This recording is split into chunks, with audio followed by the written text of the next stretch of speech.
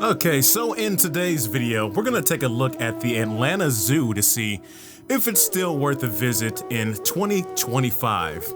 Now, when you first get to the zoo, the first attraction that you're gonna see are gonna be all these bees at the entrance. Before you even get into the zoo, there's bees swarming around everywhere outside of the entrance. After getting in through with your life at the entrance, the first real exhibit are gonna be the flamingos and the gift shop.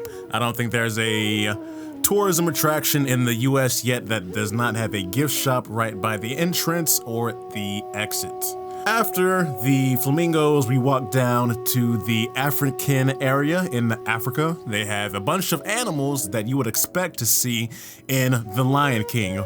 We saw a rhino with a baby rhino and the elephants. The elephants were massive, just like the cage that they were inside of. They had a massive area to walk around inside of. They had their own waterfall. They had their own house, an indoor enclosed area they could walk inside of. And if the elephants were inside, you could be able to spectate them from inside of there as well. They had meerkats, warthogs, zebras, and they had giraffes. And even for a small amount of money, you could do the zoo's job for them and feed the giraffes yourself. Pretty cool. We continued on to the reptile house, which looks cool on the inside, but was pretty unexciting, you know, just reptiles hanging around, doing nothing. And we went to a tree house, which sounds like a really cool place to walk inside of, but once we got inside, not too much going on at the tree house. It was a few animals inside of there. If you want to get a more immersive experience, I suggest you go to Discovery Cove in Orlando. Next, there was the Asia area where they had tigers and bears. Even though we could barely see them, they were like hiding off by the wall. They had the dragons there as well. And speaking of dragons, the main attraction at the zoo is the Kung Fu Panda. The giant panda, Po. But before we saw Po, we saw Master Shifu. Master Shifu from Kung Fu Panda is a red panda.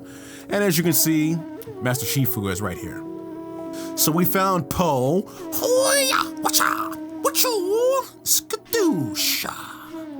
Master Po was back in the back, the Dragon Warrior, at the back of the place. And the Dragon Warrior was doing nothing but eating and pooping and taking naps. I don't know what else a panda would do at the zoo besides these activities, but it was cool to see these giant, lovable, adorable bears up close and personal. Now, my disappointments with the zoo is I felt like there was not very many animals to actually see. At a full-size zoo, I would expect to see way more animals than this. I'm pretty sure I saw more animals than this at Animal Kingdom at Disney World. And the worst thing that happened this whole time was that the food places closed early. We got to the food place, the restaurant at the zoo, maybe like 5 minutes after they closed. And they locked the door. We had to sneak in and still couldn't get no food. They were like, you missed the cutoff time. We're trying to clock off and go home.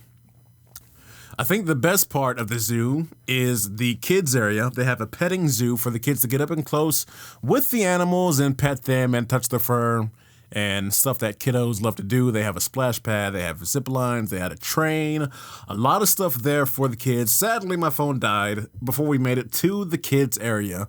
So I didn't get any footage, but we'll have to come back later to see, to make sure I can actually film everything.